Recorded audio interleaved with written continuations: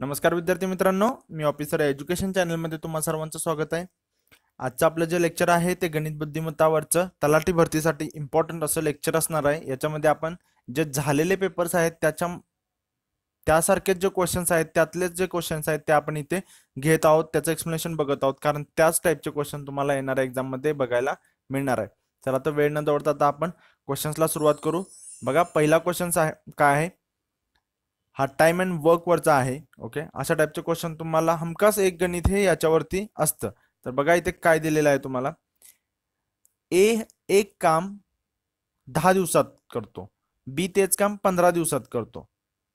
दोघांनी काम सुरू केल्यानंतर काम पूर्ण होण्याच्या 5 दिवस आधी एक काम सोडून गेला तर उर्वरित काम एकटा बी किती दिवसात पूर्ण करेल. एकदम सिंपल आहे. आता हे सोडवायचं कसं? ओके, तर पहिल्यांदा काय करायचं, तुम्हाला लिहून घ्यायचं ए, त्यानंतर तुमचं असणार आहे ए किती दिवसात करतोय, 10 दिवसात. ओके, एच्या पुढे 10 लिहून घ्यायचं.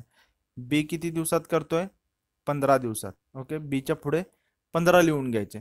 आता याच्यावरून तुम्हाला करायचं काय आहे, तुम्हाला लसावी काढता येणं याच्यामध्ये खूप इम्पॉर्टंट आहे. आता याच्यामध्ये बघा, जर तुम्ही याचा लसावी काढाल तर किती येणार आहे, 15 दुनी 30, 10 ने पण जाणार आहे, म्हणजे 30 हा लसावी येणार आहे. आणि हे जो लसावी येतो, हा लसावी काय कन्सिडर करायचा, तर टोटल वर्क कन्सिडर करायचा. 10 दिवसामध्ये काम करणार आहे तो.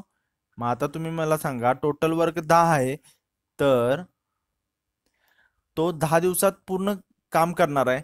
तर या 10 ने परत 30 ला भाग घालवायचा, म्हणजे 10 त्रिक 30, 15 दुनी 30.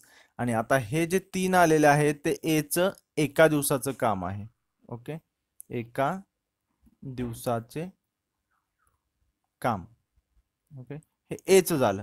सेम हे जे 2 आलेलं आहे हे बीचं एका दिवसाचं काम आलेलं आहे. आता याच्यावरून तुम्हाला कळलं की एका दिवसाला कोण किती काम करतं. आता त्यांना तुम्हाला काय सांगितलं बघा, दोघांनी काम सुरू केल्यानंतर काम पूर्ण होण्याच्या 5 दिवस आधी एक काम सोडून गेला. ओके, दोघांनी जे आहे ते काम केलेलं आहे आणि 5 दिवस आधी सोडून गेलाय. म्हणजे काय, जर दोघांनी अजून काम केलं असतं तर 5 दिवसात संपलं असतं.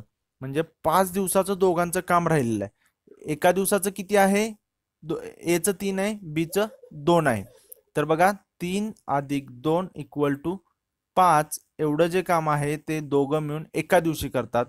गुणिले 5 दिवसाचं काम बाकी असताना हे सोडून गेलेलं आहे, म्हणजे 25 एवढं काम बाकी असताना, म्हणजे समजा तुम्ही हे जे आहे ते, समजा ए जो आहे तो 3 चेअर एका दिवशी करतो, बी जो आहे तो 2 चेअर बांधतो. तर असं 25 चेअर जे आहे ते करायचं, खुर्च्या तयार करण्याचं काम बाकी आहे, आणि ए सोडून गेला. आणि तुम्हाला विचारलेलं आहे की बी एकटा आता किती दिवसात तो पूर्ण काम करेल. मग राहिलेलं काम किती आहे, 25 काम आहे, आणि बी किती करतो एका दिवसात, 2. मग तुम्ही जर याला भाग घालवला तर किती येणार आहे, 12.5. बरोबर, म्हणजे 12.5 जे काम आहे, 12.5 दिवस जे आहेत, एवढ्या दिवसामध्ये बी उरलेल्या ज्या 25 खुर्च्या आहेत किंवा ते काम आहे ते पूर्ण करू शकणार आहे. म्हणजे आजचं उत्तर काय आहे, पर्याय क्रमांक 2, 12.5. आशा करतो तुम्हाला हे जे आहे ते समजलं असेल. जस्ट शॉर्टमध्ये पुन्हा एकदा सांगतो हे, कारण याच्यावरती तुम्हाला खूप असे एक्झाम्पल बघायला मिळणार आहेत.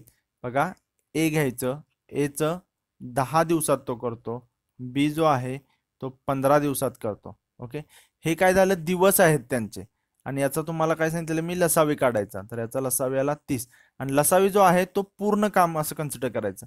मग तुम्ही मला सांगा, जर तो 10 दिवसामध्ये पूर्ण काम करतो, ओके, तर एका दिवसात किती करेल, 30 हे काम आहे. समजा हे 30 जे आहे ते तुम्ही 30 खुर्च्या तयार करायचं आहे असं समजा. ओके, हे खुर्च्या तयार करण्याचं काम आहे, आणि पूर्ण काम आहे ते 30 खुर्च्या तयार करायचं आहे. ए जो आहे तो 10 दिवसात पूर्ण करतो काम. ओके, म्हणजे 30 खुर्च्या तयार करायचं काम ए 10 दिवसात करतो. तो एका दिवसात किती करत असणार आहे, 3 खुर्च्या करत असणार आहे तो. म्हणून 10 त्रिक 30, 30 दिवस, 10 दिवसात त्याच्या 30 खुर्च्या तयार होणार. हा जो आहे तो 15 दिवसात 30 खुर्च्या करतो, म्हणजे एका दिवसात किती असणार आहे, याची 2 खुर्च्या असणार आहेत. सिंपल तुम्ही लॉजिकली विचार केला तर हे असं सोडवायचं आहे. काही तुम्ही असं नाही करायचं आहे की ए हा एका दिवसात, म्हणजे 10 दिवसात एक काम पूर्ण करतो, म्हणजे एचं एका दिवसाचं काम 1/10, बीचं मग तुम्ही 1/15, आणि सीचं 1/30. असं नाही करायचं आहे. काही तुम्ही असं नाही करायचं आहे की ए हा एका दिवसात, म्हणजे 10 दिवसात एक काम पूर्ण करतो, म्हणजे एचं एका दिवसात काम 1/15, बीचं 1/10, आणि सीचं 1/30. आणि मग ते दोघं मिळून किती करणार आहेत, मग 1/10 आधी 1/15 आणि मग हे सोडवत बसा आणि मग पूर्ण करा. मग याच्यामध्ये जो आहे तो तुमचा टाइम खूप जाणार आहे. ओके, याच्यामधून जे आहे ते तुम्हाला एकदम सिम्पल मध्ये तुम्ही आन्सर काढू शकता. ओके, आणखीन पुढे येतीलच असे एक्झाम्पल, त्यावेळेला आपण आणि परत हे बघू. बघा नेक्स्ट टाईपचं एक्झाम्पल आहे, 20 मजूर रोज 8 तास काम करून एक काम 15 दिवसात संपवतात. तेच काम 15 मजूर रोज 5 तास करून किती दिवसात संपवतील? हे सिंपल आहे. तुम्हाला काय सांगितलेलं आहे बघा, एकदम लिहून घेताना तुम्हाला असं घ्यायचं आहे, 20 मजूर आहेत. ओके, म्हणजे काम करणारे कामगार किती आहेत? 20. हे किती तास काम करणार आहेत? दिवसातून 8 तास काम करणार आहेत. आणि करून ते एक काम किती दिवसात पूर्ण करतात? 15 दिवसात. म्हणजे 15 दिवस काम करतात, रोजचा 8 तास करतात आणि 20 मजदूर आहेत. यांनी जेवढं काम केलेलं आहे तेच काम 15 मजूर आहेत. ओके, रोज 5 तास करतात. मग 5 तास केले तर किती दिवसात संपतील? मग तुम्हाला हे समजा एक्स ॲज अ दिवस आहेत तुमचे. ओके, म्हणजे याच्यामध्ये करायचं काय आहे तुम्हाला, की N1, ओके, म्हणजे मजूर तुम्ही म्हणणार. ओके, त्यानंतर T1, ओके, आणि त्यानंतर D1, ओके, ह्यांचा गुणाकार बरोबर इकडे N2, T2 आणि D2 यांचा गुणाकार असतो. म्हणजे हे मजूर, टाइम आणि दिवस, इकडे मजूर, टाइम आणि दिवस हे इक्वल असणार. मग आता तुम्ही हे जर एक्झाम्पल सोडवलं तर तुम्हाला लगेच सुटणार आहे. 15ला 15 गेलं, 5 एके 5, 5 चोक 20, 4 8 32, म्हणजे एक्स बरोबर काय आलं? 32 आलं. म्हणजे हेच काय एकदम सिंपल होतं. ओके, तुम्हाला बघायचं आहे 20 मजदूर आहेत, 8 तास आणि 15 दिवस लागतात. तसंच 15 मजदूर आहेत, रोज 5 तास काम करणार आहेत. मग त्यांना किती दिवस लागणार आहे? कारण काम तर तेवढंच असणार आहे, बरोबर. म्हणजे यांचं जेवढं काम होणार आहे तेवढंच हे पण पूर्ण करणार आहे. समजा 100 खुर्च्या तयार करायच्या आहेत, तर हे जे 20 मजदूर आहेत त्यांचं तुम्हाला टायमिंग दिलेलं आहे आणि 15 मजुरांचं तुम्हाला टाइम दिलेला आहे किती तास काम करणार आहे. तर एकूण 100च खुर्च्या तयार होणार आहेत. मग हेच फक्त तुम्हाला इथे प्रॉब्लेम स्टेटमेंट लिहून सोडवायचं आहे. आणि असेच एक्झाम्पल तुम्हाला तलाठीमध्ये बघायला मिळणार आहेत. हे तलाठी पेपर मधूनच घेतलेले आहेत. बघा नेक्स्ट, बघा गुणोत्तर व प्रमाण, 9वीला आपल्याला चॅप्टर होताचा, तर त्याच्यावरती हे आहे, एका भांड्यामध्ये दूध व पाणी यांचे गुणोत्तर दिलेले आहे. ओके, डायरेक्ट तुम्ही लिहून घ्यायचं इथं की तुमच्याकडे आहे दूध आणि तुमच्याकडे आहे पाणी, यांचं तुम्हाला गुणोत्तर दिलेलं आहे किती? 5:7. ओके, त्यामध्ये त्यांनी काय सांगितलंय, 3 लिटर दूध टाकले व 3 लिटर पाणी काढून घेतले तर नवीन गुणोत्तर किती होते? 4:5. ओके, मग तुम्ही हे सोडवणार कसं? 5x पाणी टाकले म्हणजे ऍड केलं आणि 3 लिटर पाणी काढून घेतले म्हणजे 7x वजा 3, तर नवीन गुणोत्तर काय तयार होते? 4:5 होते. हे आता तुम्ही सोडवलं तर तुम्हाला डायरेक्ट उत्तर येणार आहे. त्यांनी विचारले तर भांड्यात दूध किती लिटर असेल विचारलेलं आहे. ओके, तर बघा हे पण जे असणार आहे तुमचं 5x 7x असणार आहे. ओके, गुणोत्तर प्रमाणमध्ये x असतं ते सायलेंट आपण कन्सिडर करायचं असतं. आता हे तिरकस गुणाकार केलं तर तुम्ही डायरेक्ट करू शकता 25x अधिक 5 त्रिक 15 बरोबर 7 चोक 28x वजा 4 त्रिकम 12. ओके, त्यानंतर जर तुम्ही हे कराल तर इकडे 3x बरोबर आणि हे इकडे गेले 12 आले, वजाचे अधिक झाले तर हे झाले 27. म्हणजे x बरोबर काय? 3 इकडे भागिले गेलं, 3 9 27, म्हणजे तुमची x ची किंमत काय आली? 9 आली. आता तुम्हाला इथे पाणी विचारलं काय आणि दूध विचारलं काय? तुम्ही काढू शकता. इथे आपल्याला विचारलेलं आहे दूध, मग तुम्ही 5 गुणिले x करा, किती येणार? 5 गुणिले 9 म्हणजे 5 9 45, म्हणजे याचं उत्तर काय असणार? पर्याय क्रमांक 2. जर पाणी विचारलं असतं तर 7 गुणिले 9 7 9 63 आलं असतं. ओके, एवढं हे सिंपल होतं. बघू नेक्स्ट, बघा एका चौरसाची बाजू 14 सेंटीमीटर आहे, त्याच्या चारही बाजूंना स्पर्श करणारे वर्तुळ काढले तर उर्वरित भागाचे क्षेत्रफळ किती चौरस सेंटीमीटर असेल? आताच्या कंबाईन एक्झामला अशाच काइंड ऑफ विचारलेलं होतं. चौरस दिलेला होता, सर्कल दिलेलं होतं आणि थोडंसं टच करणारा एक कोपऱ्यामध्ये दिलेला होता आणि त्याच्यामधून तुम्हाला पायथागोरसचे प्रमेय तयार करून करायचं होतं.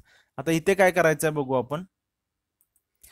एकदम सिंपल असं हे आहे. पहिल्यांदा आपण इथे डायग्राम थ्रू बघू. हा सर्कल आहे आणि तुम्हाला सांगितलेलं आहे की सर्कल जो आहे तो चौरसाच्या बाजूला टच करून जातो आणि तुम्हाला इथे दिलेलं काय आहे बघा की त्याची चौरसाची बाजू दिलेली आहे, ती दिलेली आहे 14 सेंटीमीटर.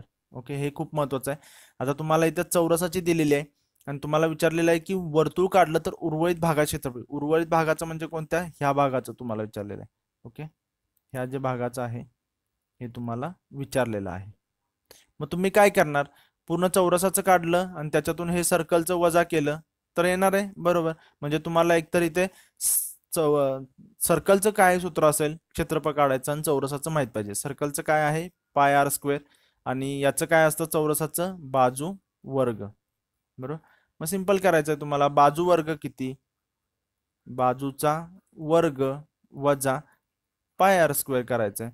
मग बाजू किती आहे? 14. 14चा वर्ग किती येतो? 196 येतं. आणि हे वजा तुम्हाला काय करायचं आहे? 22/7. पाय बरोबर 22/7 असतं.